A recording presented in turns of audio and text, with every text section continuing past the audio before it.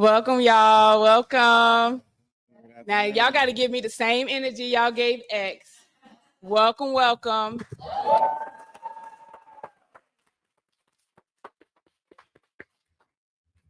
Listen, this is truly an honor to have so many of us in one space that is a safe space and that we can actually do this and actually bring in our residents from Anderson Associates and other individuals into this space. Like, this is really awesome to have this many people in this space. They have not seen this many people in this space. So I am so happy and honored to have each and every one of you here.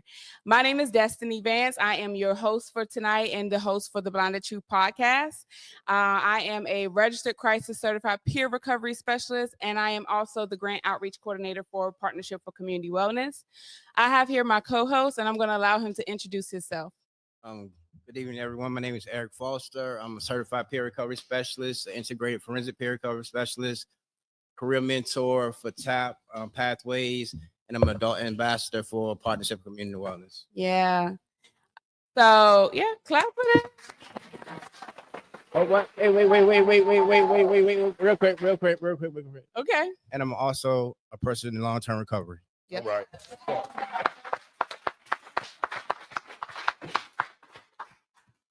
So when we first talked about doing this podcast and we met with Bear, he said, who do you have that can really engage with the audience and really, really, really like have a true, raw, authentic story that can relate to your audience? And I looked at each other and we was like, Danny, that is hands down, no questions asked, Danny, because I have Danny, and what I can say is that, and I won't introduce, I'm going to let Eric introduce, but he is a true boots to the ground person. Like, I have seen him never forget where he came from. He will help anybody that he can.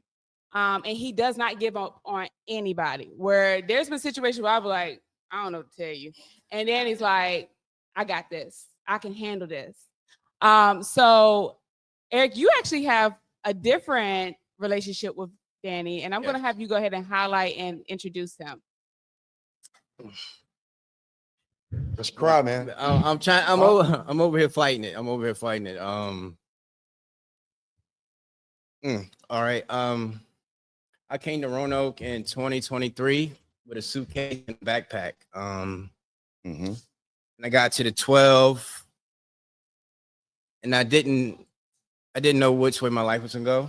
I just know I didn't want to go back to prison. I finished hold on, let me back up. Wow, a couple of days, I believe Danny was off of work, and I kept hearing his name being said. And I didn't know what the face would be about the name. I didn't know how it would match up. But when he came through the door on that Monday, I was glad to see who it was, because he didn't look like what I thought he would look like. I was judging a book by its cover before I even seen the book, and to my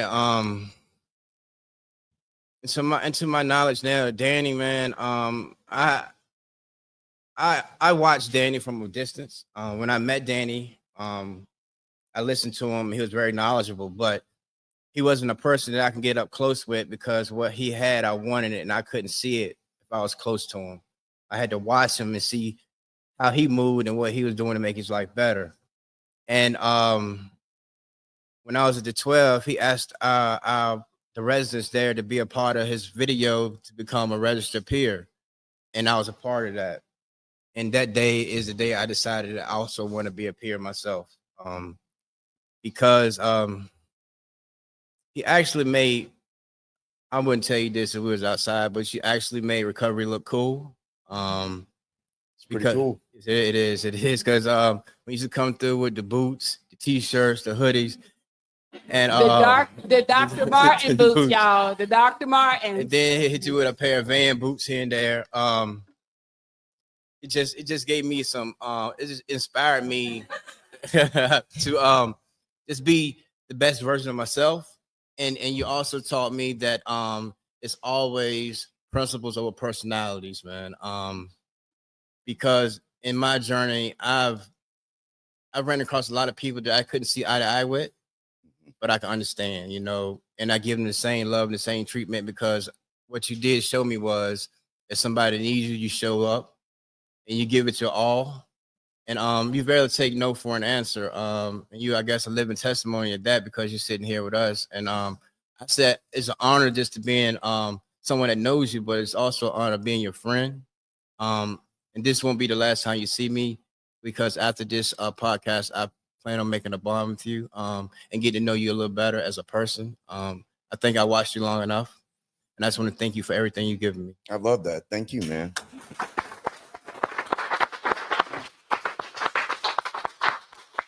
So this episode we named Broken, Battered, and Scarred, Healing Through Hard Places. And Danny, when you sent over your story, I was like, the fact that you have been through being homeless, having a 7th grade counselor tell you that you would be better off locked up. You were in the Circus Soleil. You fell from a I was. He fell from a 2-story house. Yep. And proceeded to use 10 minutes after the fall. You were on your aunt's porch. I mean, you are like the perfect for our title. And I'm glad when I sent it over, you was like, oh, that's perfect. I got this. So my first question to you is, you mentioned surviving childhood abuse, growing up in a violent, dysfunctional family. How did those early years shape your identity, even before addiction entered the picture? Such a good question. So I guess for me, probably like at least some of you, I don't really remember now or think that I was a child. It's so far away. But like maladaptive behaviors based on trauma, and then my brain recalibrating the trauma, which created like a broken personality and a faulty belief system, made me who I was. So you have to hold on to who you are, but then figure out, how did I get that way? I don't know. I guess whatever happens often enough becomes normal, unfortunately. And I think for a lot of us and people that do have childhood trauma, physical trauma, sexual abuse trauma, the people that are supposed to take care of me, my safe place, was the place that hurt me. And so fantasy became my first escape of choice long before I used the substance. I mean, this deep. I like when you said it was hard for you to let go of. We hold on to who we are, and I think. Do you think sometimes that's the part that's holding us back in our recovery? It's like, if your eyes are blue, how do you let go that you have blue eyes? Yeah, it's almost that. It's that fundamental. Trauma is that ingrained. It literally, like, my whole DNA pattern grew around my trauma. And unless I can see it that way, I can't back out of it. I just become maladaptive, and that becomes normal. How do you let go of something? There's a certain distorted comfort in old familiar pain. Yes. And it seems easier to embrace pain than to let go of it for something unknown. And so that I lived that way for decades and decades. Well, let me ask you a question. When we was in the back talking about trauma and going to therapy, how did you get to the point where you was like, I'm ready to deal with this trauma? What was the breaking point where you couldn't go on no longer? Okay, so I have a love-hate relationship with therapy. First of all, my idea of therapy was a person that I could challenge and F with them, because obviously they did not have my best intentions at heart. right. And so if anybody struggles with that idea of that's completely normal. And then I didn't know what to talk about in therapy. And honestly, who cares is what I thought. Who cares, And so I'm so glad Elsie's here, because I really will cry. So I got into recovery December 4th, 2019. Yeah, right. And one of the first people I met that turned out to be a safe person. not because she was a therapist, but because she had a Prince poster on her wall. And I don't know how, I'm Gen X, I'm from the 80s, I'm down with Prince. And I was like, she's probably cool. She did something, and I tried to follow that in what I do. I just felt safe with her. And I don't know why, but when you have an unhealed child inside of a grown man's body, to connect that is so difficult. And there was just like a little epiphany that said, just maybe somebody won't hurt me. And let's keep it 100. Yep. No one, not one person in this room ever on your worst day in life can hurt me the way I hurt me. No one. You can't say worse things about me than I've said about myself. But still, I ostracize people because as long as I was in control, or the illusion of control of the harm that came to me was self-induced, I was in control of something. And I don't know if that makes sense. It might make sense in 3 days, but think about it. That's nothing like that. But at least it'll make sense, and at least you will think about it, because for me, going to therapy, I was like, I don't trust you. What makes me want to trust you? And what makes me want to tell you what I got going on, what I had going on, so I can heal? Who say you won't turn it around and go back and tell somebody else? And I think that's the part that a lot of us struggle with when you've been hurt and you've dealt with that type of trauma, because you like you said, how can I trust you? Yeah. I also had asked him, like, how do you deal with trauma when you don't know you've been traumatized? Like, every time that I feel helpless, my mom being beaten flashes in front of my eyes, and I was like 7 or 8 and I couldn't help her. So it's like I'm up against that every time I feel like I'm helpless, and that just makes it worse. But like going to therapy now, I think that that's allowed me to get further along in my recovery process, but I'm still afraid to deal with some of the trauma, because I'm afraid to awaken what's inside of me. Because like, if I see a man hitting a woman, it terrifies me, But some people, that's what they do. And I'm not saying, I'm not going against anything. I'm just saying that incident shaped me for who I am. Like, I seen my mom get beat, so I don't beat women. It could be a reverse pattern for some men, but it's like I still relive that trauma. And the crazy thing was, the guy who beat my mom, I was in a jail cell, in a holding cell, waiting for him. Not waiting for him. I was in there. They brought him in. And I had asked myself, what would I do to this guy if I ever see him again as an adult? He walks in, but this is the thing. When he came in, he was blind. And it's still unaddressed, because I couldn't get my revenge. And I asked that because it's hard it's hard sometimes not to play the victim.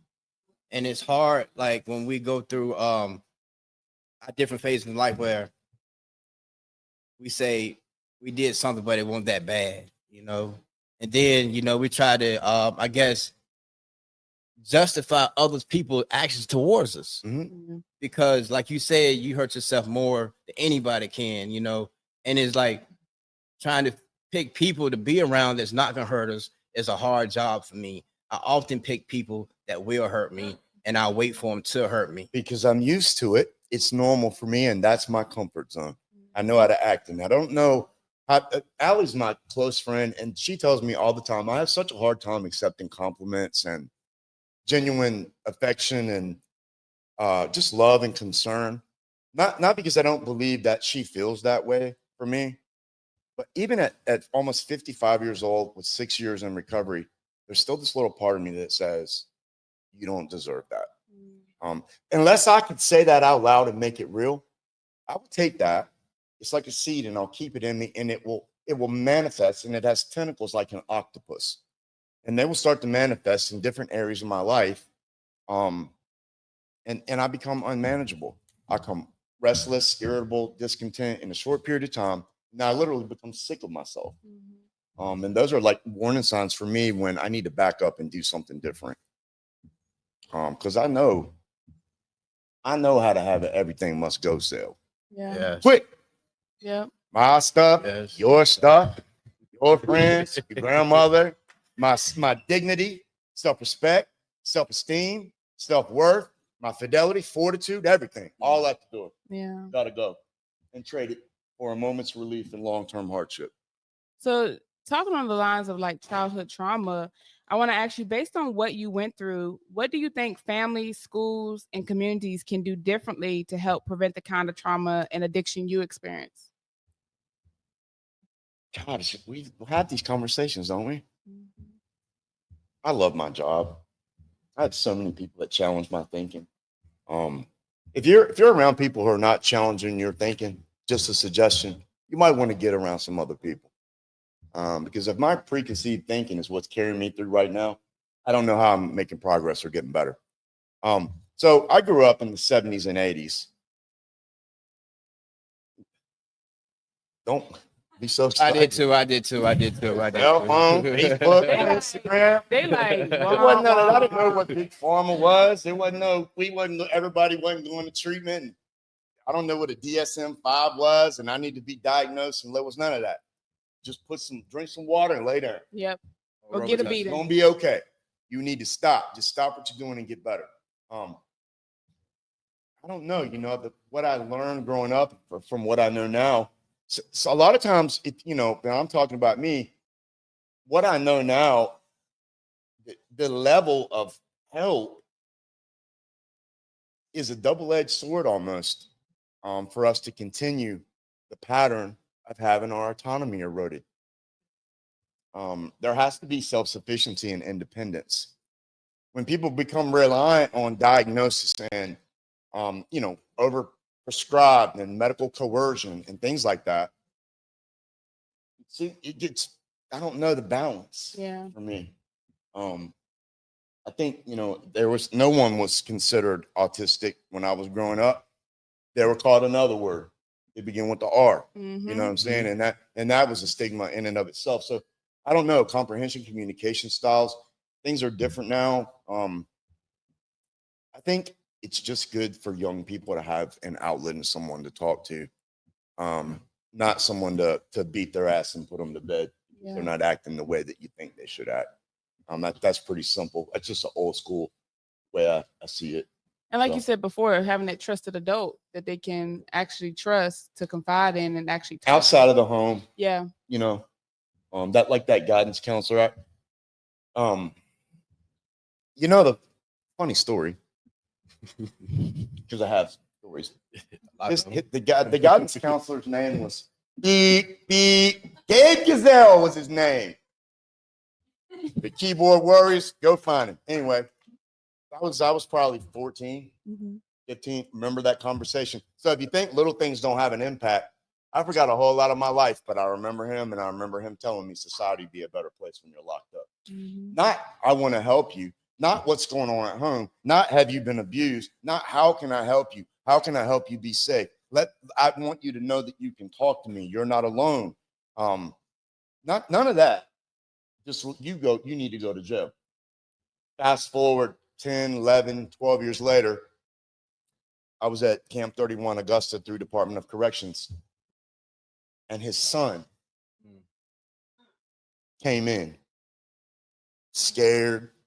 I never did like him anyway, if I'm being honest.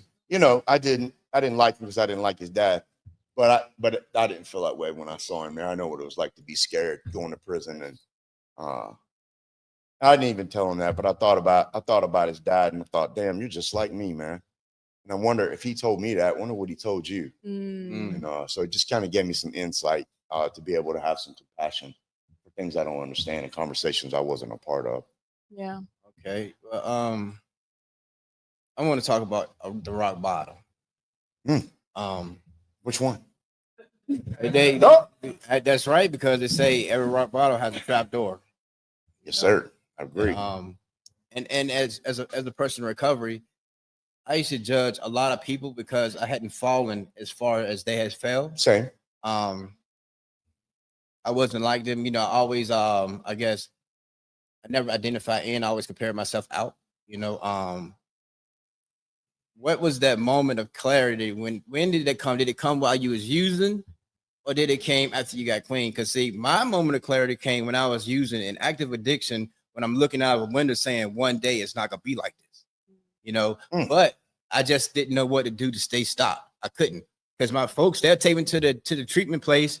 I get out of the car, I see them pull off, I hop on the bus, because I hadn't had enough. But when they said, Eric, this is it. You can't come in my house. You can't do nothing but call me on the phone. We'll bring you some clothes if you need it. You'll bring you some food if you need it. But anything else, you're on your own. I'll try that. So I give you like a 3 or 4 minute idea of something that happened to me. I don't know if it was the rock bottom, but it was a bottom that also included a spiritual experience. So I was homeless in Knoxville, and a lot of you guys know. And I make jokes about it sometimes because I think if I could give you a visual, it might not be as rough. And sometimes a visual will allow someone else to identify where they might never ever say that was. So I was scurrying around the street in Knoxville like a lizard with no tail. Been on one for years, in a psychosis, dope sick, sores all over my body, 130 pounds.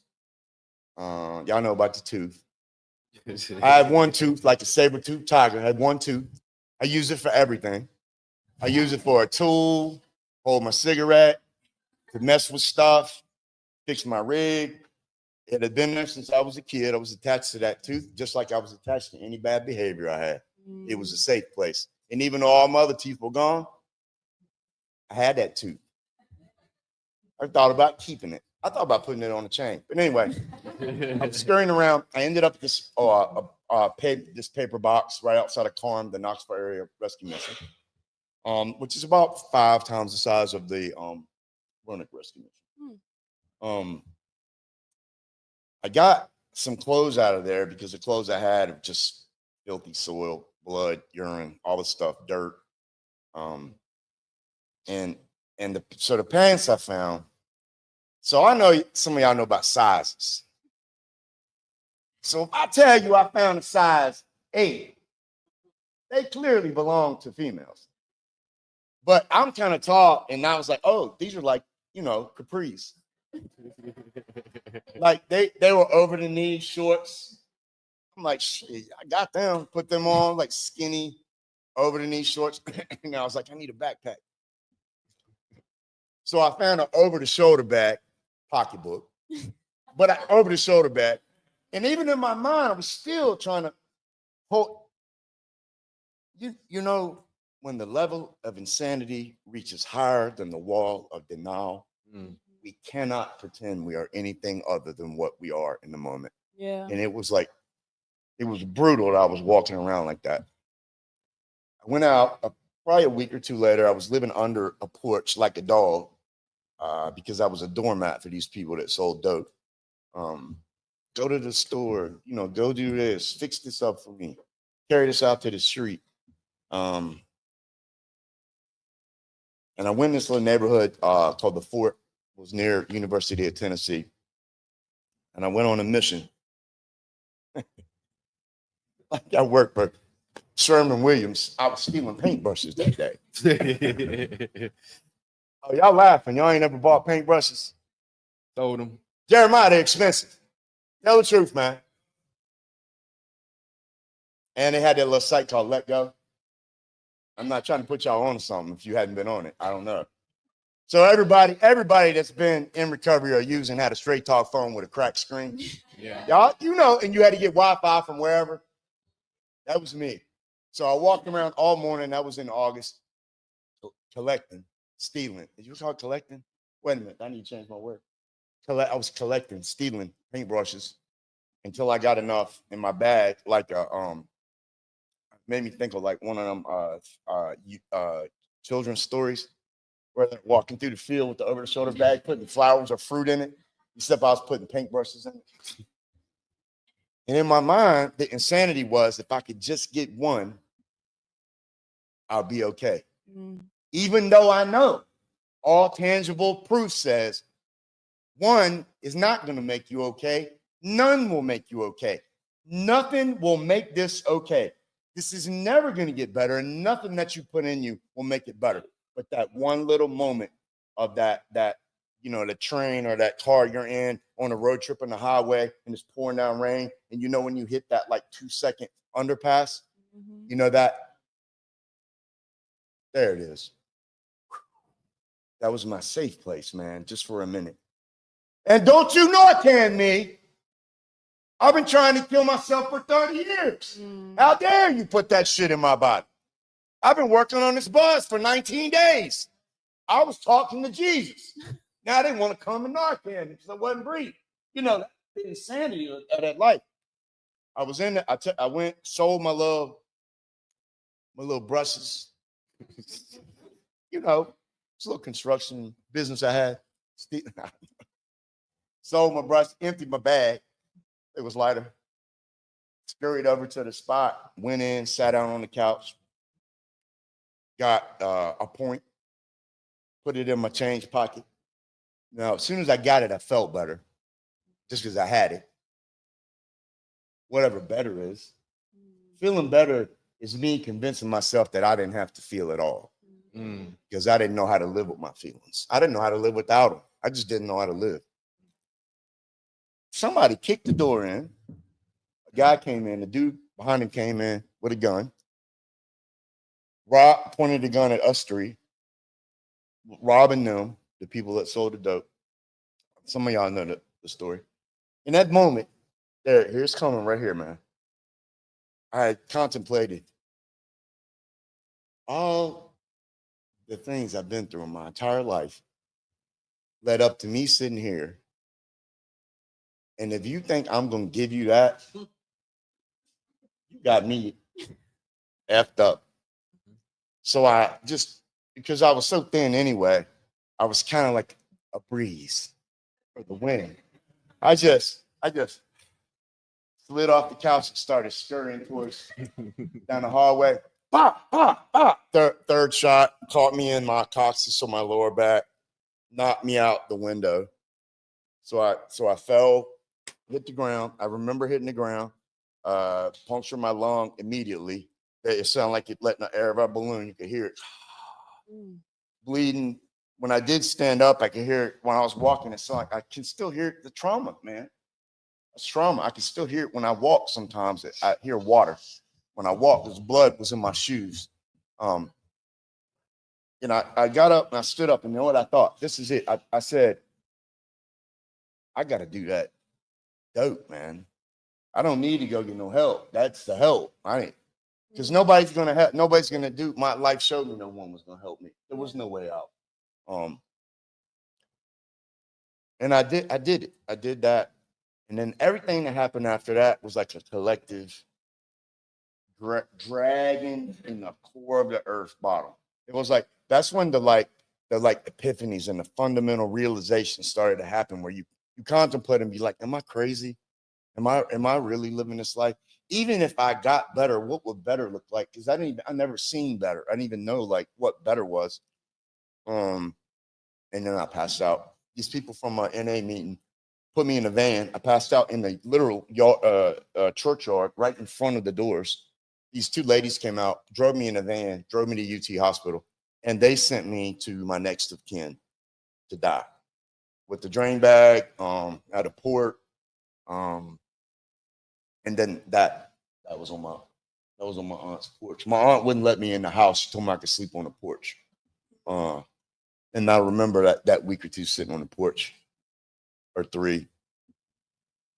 Just, if you know, you know, man. I don't want to get better because I'm scared to death. It can't get much worse. I mean, I didn't die. Like, what even's going to happen? I didn't think about I was going to get clean, man. There was something in me that said, what if you hadn't even lived your life yet? Like, it was just a little time. Like, it only take, listen, hope is not a measurable commodity. You can't measure hope or desire. No one gets to decide how much it takes, you know? And a few things happened, man, in a row, and I ended up at the CSU, literally. And met Chelsea. Look at my very best. My dad, when I got there. I think I was wearing a trash bag, 2 different shoes. I had a Batman shoe. One of them was a Batman shoe, and one of them was going to be a Joker shoe, except I didn't get the Joker shoe where I stole them from this garage. I had a trash bag on. Y'all remember Max Headroom? Y'all remember that? Yes. Remember him? Mm-hmm. I had one of them. Everybody had a bomber. Some of y'all had one. Remember them bombers? They were orange on the inside of the blue. Yeah. Got it from the So, I'm a big guy anyway. I had like a 5X. My shoulders was like that big in that bomber. My head was like this. That's how I went in the CSU. I had a wife beater balled up and on the bullet hole because I was afraid if I told him I had that right there, they wouldn't let me come in there. And I nursed that thing the whole time I was in there without telling anybody that I had it. And a few other things. My foot was broke where I was trying to steal my aunt's IV while she was in the hospital. I thought I could steal it and then do it myself. I didn't even know if that was a real thing, but apparently it wasn't. But anyway, I blacked out in the hallway of the hospital, and when the security pulled me up and got me down to emergency, they showed me the video, and the elevator door was like this, closing on my foot. So it broke my foot. So my foot, it was broke from my whole first year clean. I created a different walk, like crip walk. I think it was my own style, like a pimp limp. It was my own thing. I did it. I was like, that's me. That's part of who I am. Anyway, I'm trying like, how much of a bottom you need, right? But I knew I couldn't use, but I knew I couldn't live. And there's the dilemma. It says in the basic text, we were in the grip of a hopeless dilemma. The solution was spiritual in nature. And unless I believe that, if I maintain my self-sufficiency, that with my preconceived failures, thoughts, maladaptive behaviors, if I could use that to make a better decision how to live, I was going to die. And I might not die quickly. I might be slow and I might drag out and go completely out of my mind and just be dragging a body around, which I was already close to it anyway. And something happened, man. Even in the second step, it didn't say what, and it's just a short sentence. Something happened. And some people in here, it happened to you too. And you don't even have to decide what it is. Yeah. It happened to you, man. Yes. Something happened. Yes, most definitely. So I want to ask you, based on what you went through, despite all the chaos in your life, you still found an outlet in dance and even became a professional. What did dance mean to you during those years? Was it an escape or a form of healing or both? Can I tell the truth in here? Everything ain't got to be cute, right? We about to stand on it, right? Somebody might identify. So I was sexually abused growing up from the ages of probably what I can remember, 7 or 8. So I was like 12 or 14. When I started to get almost old enough to be able to really say or know this is not okay, even though it happened for so many years, it seemed like it was okay.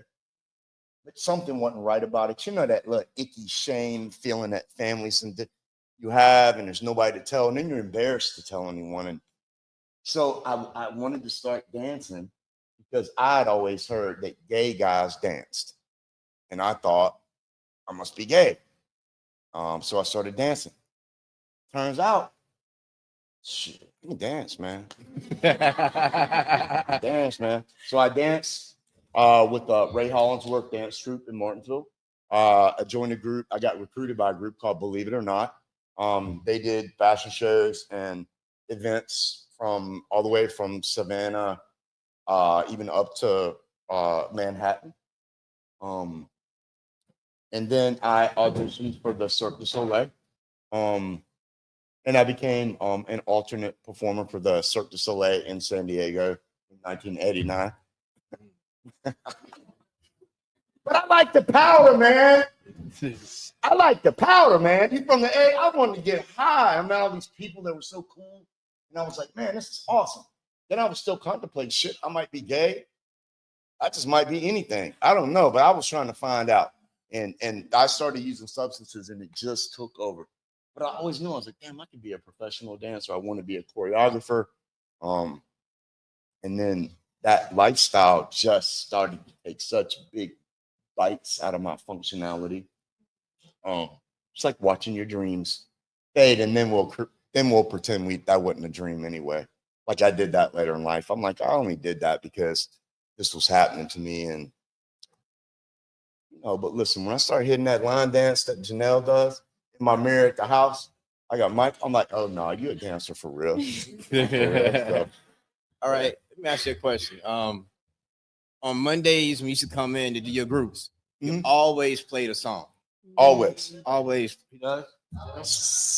Still do it. So like I'm a music lover, you know, and we're close to the same age. I'll be turning 50 in December.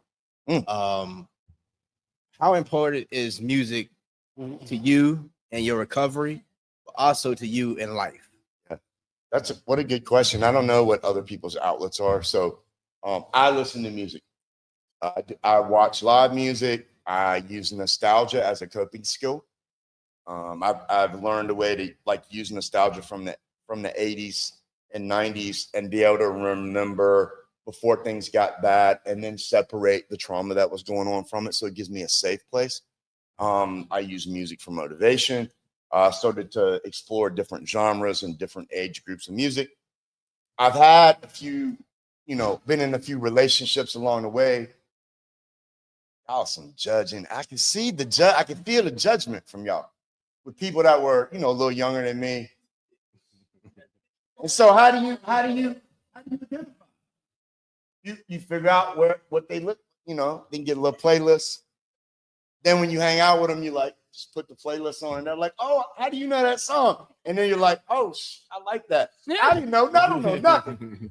Listen, by default, if you like it, I like it. If you like me, I'm better. Right. And and so I learned how to do that with music and just kept all the music. I use it in groups. I use it to be relatable. I use it to identify. Even the people that can't identify with it get interested that we might play a song that they like. Sometimes we'll play one in and play one out. Sometimes we'll play podcasts, put a little music in it. So I love music. It's every day, all day. Yeah. So speaking on what you do now, can you just tell us and tell our audience like exactly, because we talked about the past, but give everybody in the audience like what you do now exactly, specifically Anderson Associates, and then you told me today you started your business. And Yep. We don't know what we're gonna do with it, but we have it. I just wanted to put the paper on in a frame on my wall. Do it. So I started out at Anderson Treatment 4 years ago when the 12 opened.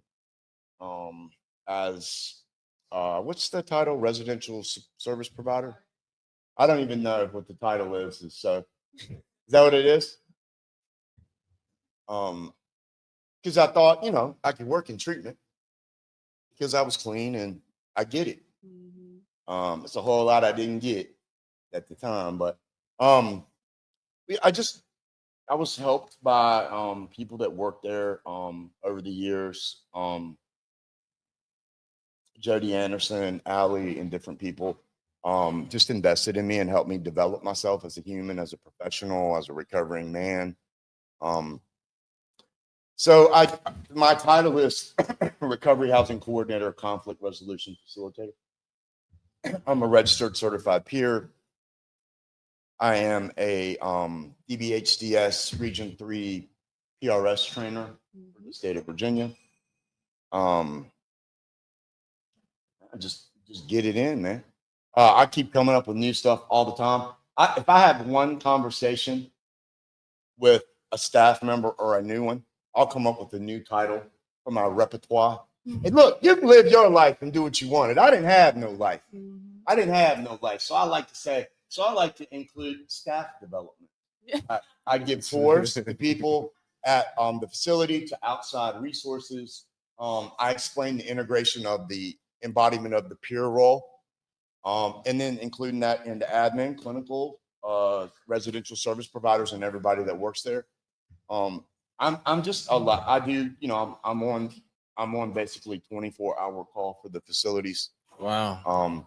If something jumps off, I'll be there.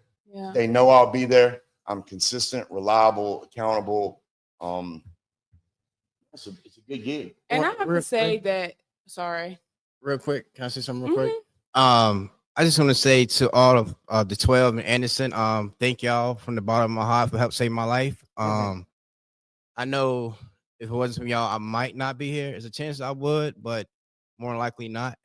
So today, since so many of y'all are here, I just want to say I love y'all and thanks for everything y'all did for me and not kicking me out the program when I'm pretty sure I probably could have, but thank you and I love y'all and I'll be coming by to see y'all soon.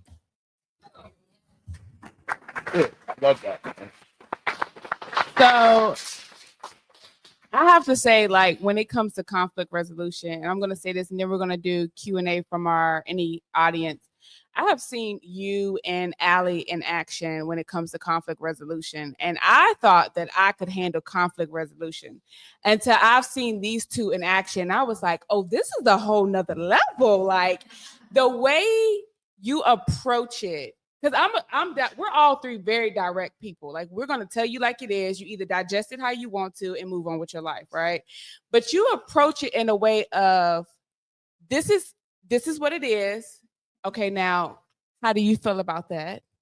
Okay, so let me tell you what I'm gonna tap into what part of where you're coming from. It's a whole different approach. And I think that is something that organizations who want to either work with someone in recovery or are wanting to start their own recovery treatment facility needs someone like you in their facility, you and Allie that can kind of tell them like, this is the type of people that we're dealing with. This is how you're going to have to approach it because it's a whole different ball game. Yeah. See, I mean, listen, I'm biased, but for real,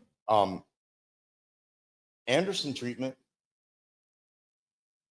has the most badass staff members. Yeah. I'm so 100, man. I don't listen. You're only as good anyone as your team is. Yeah. And whether you feel some type of way about whatever, I just know where my support is. I mean, there are so many outlets of support for different things that I get from our team. I'm part of the team. I'm a team player. So, but me and Allie took the conflict training together actually, and of course, she's just awesome. I'm just saying, if I could just go sit beside her for 10 minutes somewhere when I leave, I feel more intelligent, more regulated, and whatever. So she's just awesome to come in and put a handle on things and redirect and set us up for a different level and a different type of a broader success. And I just love it, man. I just love that I'm a part of it. Because I was wearing the size 8s, is what I'm saying, with the over the shoulder and the paintbrush. So none of that was on my agenda things to do. So we're gonna have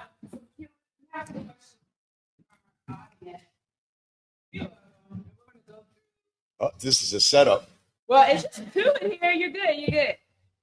All right. Oh, this is actually for me. I'm gonna answer this one last. But this question is, I'm in a treatment program working hard to change my life. What advice do you have for someone like me who wants to give back to the community in a real way? Ooh, that's a good one. That's a good. Now I can give you my lived experience. Whoever wrote it, who wrote it? You. But I'm gonna tell you, learn to be comfortable being uncomfortable, and learn where to invest. Long-term investment in self is the payoff. I had to. So when I wanted to my external validation is normal for most of us, whether we know what it is or not. But when I started to heal myself, I became better equipped to deal with people. They've seen it happen to me literally in the years I've been working there. Like within the past 2 years, I turned a corner with so many things.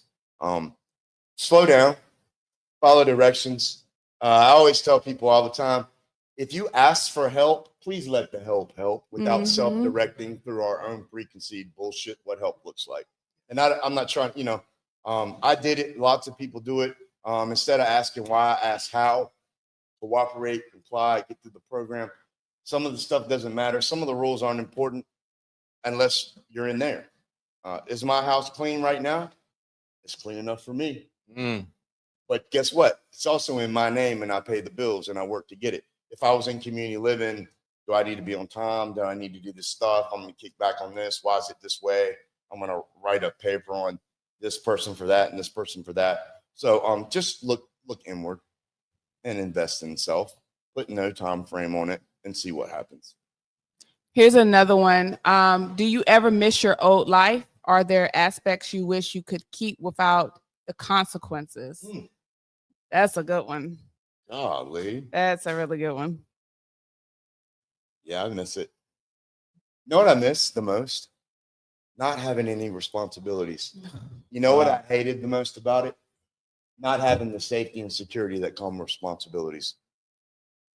The contradiction was so huge.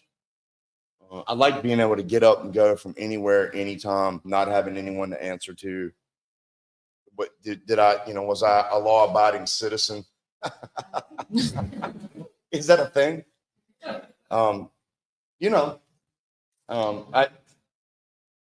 The payoff, man, it's like everybody wants to have the meal, but can you pay the tab? I said, I can't pay the tab for that life anymore. So I found a life that I like equally or as good or better. And I just invested in that. The longer I'm clean, the more I like my life. Every single day I wake up and I know that I'm not going to put that poison in my body. Start there. I'm not going to put my hands on anybody. And a few little things I do. Like I said, if you get hit by a train, it's not the caboose that kills you. It's the first one. And I keep that in mind. So this was the question for me. What inspired you to start the podcast?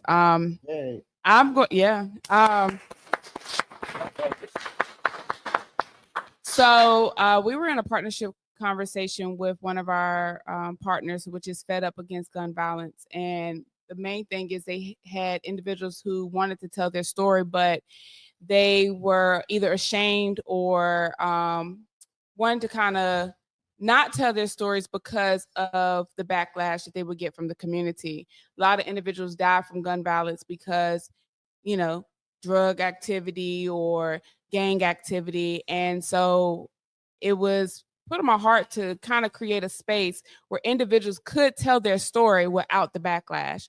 So when we were having our conversation about creating the podcast, one thing we wanted to say was, if you don't want your identity exposed, but to get your story out, we would not expose your identity.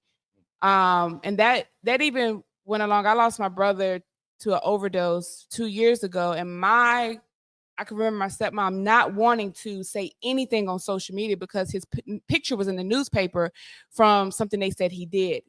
And she said, I just don't want anybody to come and say anything.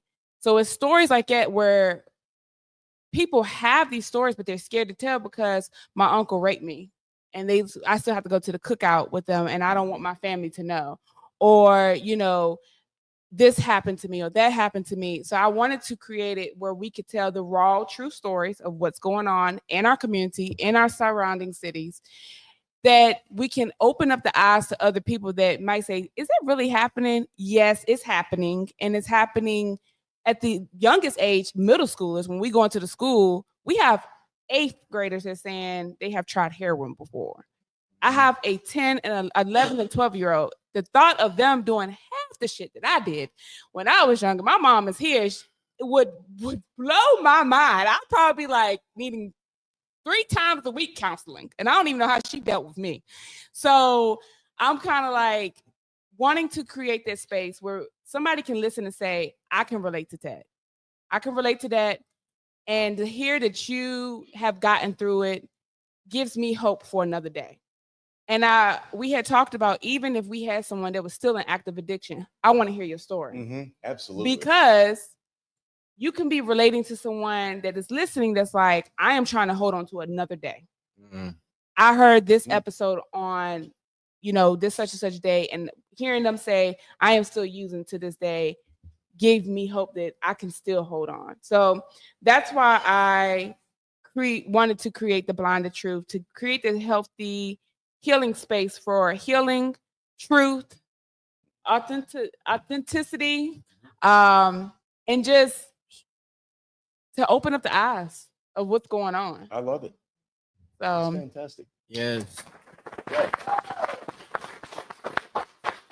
So, as you all know, we do have Anderson Associates here. I specifically wanted them here because we were highlighting Danny, and we wanted to also highlight what they are doing. And one thing I loved about going and working for Anderson is that it is owned by someone who is in recovery. Yes. For over 20 years. And I thought that was awesome because a lot of times you find treatment facilities that is run by people that knows facts and datas and they don't know the real truth, and everybody there is in recovery. So Eric has a highlight of what Anderson Associate offers. And this, I know a lot of you are like, well, I'm there, but we also will have this where people can listen in and maybe they don't know. So Eric, can you kind of tell us a little bit of what Anderson Associate offers? All right. If you haven't gotten the paper, it's on the back. He's probably like looking at the paper like, what's going on? That one. This one. Yeah. Right? Okay, but before then, I just want to say that I became your friend by accident. I've said this a couple of times. I was in the Medicaid cab going to treatment, and I said Roanoke Rapids, Virginia, North Carolina. I ended up in Roanoke, Virginia, and I stayed at the Anderson on December the 4th, 2023. That was your day, on your anniversary. Wow. That's the day I showed up, man. And before we go, I just want to say, Danny, I love you, man. Keep doing everything you're doing. I guess you're a role model, man. Yeah, I love you back, man. Thank you so much. I'm so glad. Man, and I got through this without crying. I'm on the verge right now, so I'm gonna get back to this. Yep. But thank you, man. And another thing, I think you're more of a humanitarian than anything because of what you got in your personal life. Not just, yes, you got to get some of your flowers, man, because what you have done, a lot of people wouldn't do. Nope. And I can even say, I don't know if I will be able to do something like that, man. And I just want to give it to you while you're alive because we often get our flowers when we die, man. And just keep it up, man. Keep motivating me to become better, man. And I know I'm glad you're here, but I feel like you being here is more for me than it was for you. Because I know this hour or so, I better take something away from this podcast tonight and add it to my life, man. If it's only one word, man, you always got that word to say. And I love you because you're a numbers guy, you know the literature, and you speak facts. You don't give me what you think, you give me what you know. And he lives it. You live it. So thank you, my brother. We matter. Everybody in this room, we matter. Yeah. We matter. We matter. You never know when somebody's gonna turn the curve. So yeah. So if you know anyone who needs treatment, would love to go to a caring, loving place with some guidelines to follow. They're not too strict, but they're strict. I would suggest Anderson treatment because it helped save my life. They have so much to offer. They have partial hospitalization, 20 hours of group therapy a week, adult IOP, intensive outpatient program, 9 hours of group therapy weekly, adolescent IOP ages 12 to 17, 6 hours of group weekly, the MAT program, MAT, clinic, walk-in style clinic for Suboxone, other addiction treatment, medications, management services. They have individual therapy, one-on-one counseling provided by a licensed therapist and a certified substance abuse counselor. Therapy helps. It does help. I'm a testament to that. Maybe I should tell a little bit more stuff, but that's next year. But we'll get to that. Group therapy, MAT support groups, and aftercare programs. I did IOP through 12. I had a great time. Learned a lot about myself. Man, the 12 is a 60 to 90-day transitional living residential treatment program. Core focus on developing long-term sober living skills and emphasis on employment, housing, recovery networks, and activities of daily living. 26-bed co-ed facility, AM house. That's the house I was at, the best house. 18 they're all great, but you just can't get AM. I love the house. 18-bed, all male facility on Patterson Avenue. I went and shared for the first time there a couple of weeks ago. Beautiful house, man. It's a beautiful place. 30-bed co-ed facility in Lynchburg. I heard some good stuff about it. The Grove on Patterson, I haven't seen it yet, but I've heard a lot about it. Mm-hmm. You got something to do with that, right? Is that the one you? No, that's the above. That's the pregnant women and children's house. Oh, okay. They have a different. Actually, Leanna's here. She's the program coordinator. There's different people from here now. That place is fantastic. Okay. They're doing things that were almost not being done in Virginia. They serve a population that is vulnerable and that absolutely needs our love, affection, attention, and all the support we can give them.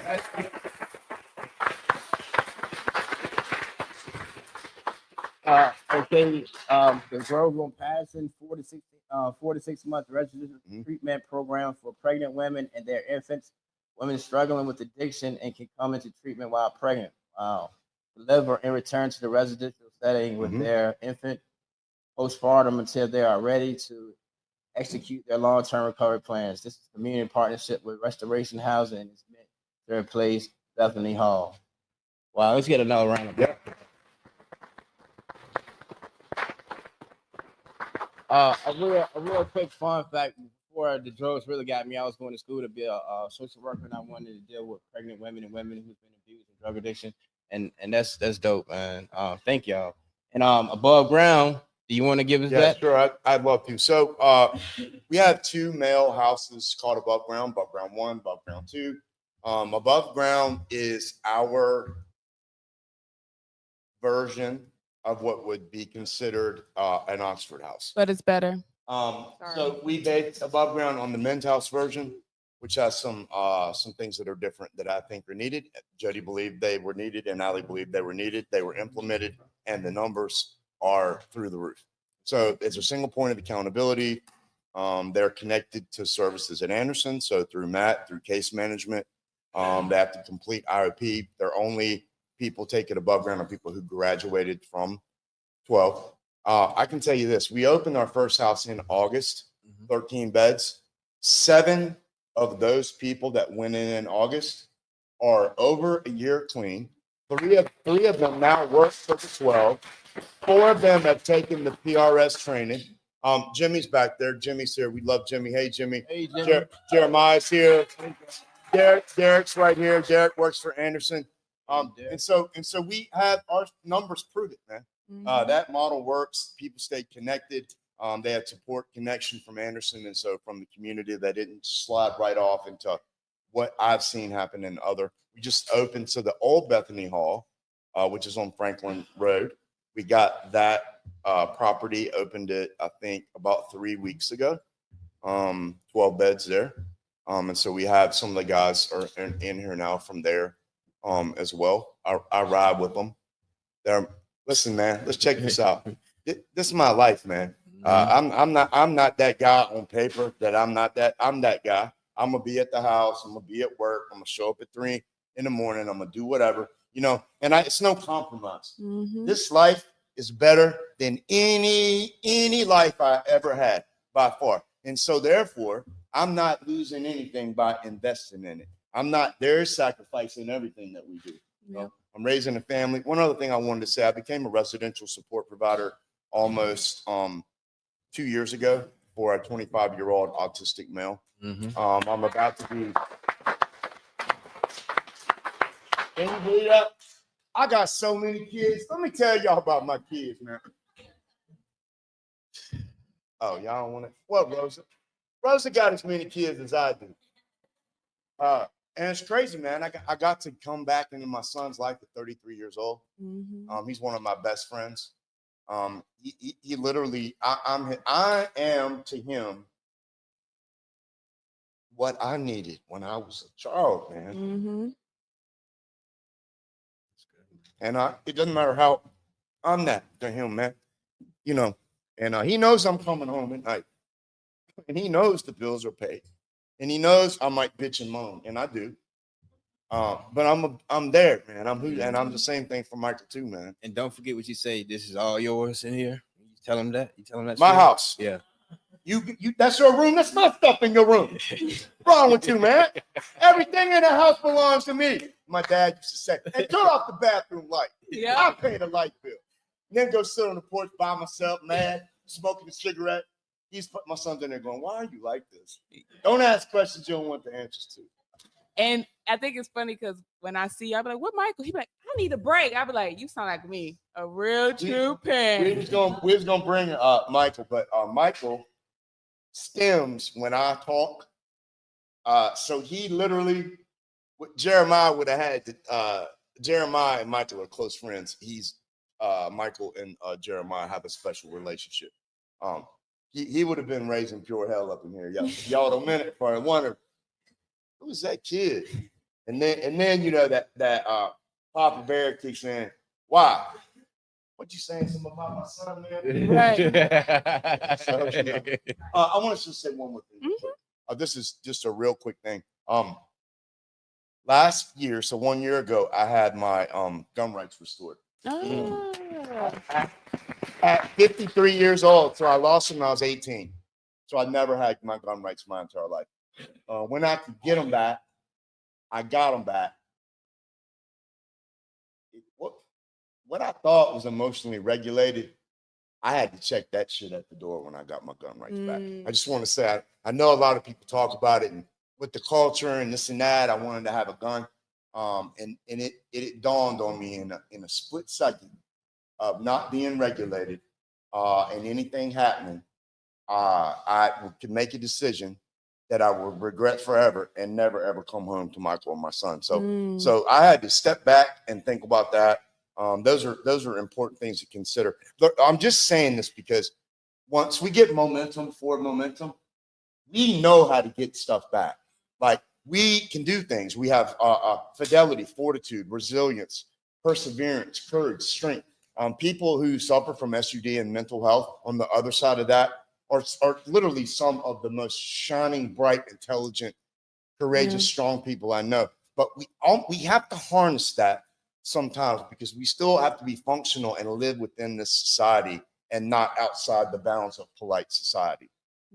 It's good to find the balance, and please take your time finding the balance. Every decision we make has a consequence, whether it's negative or positive. So, Well, thank you so much.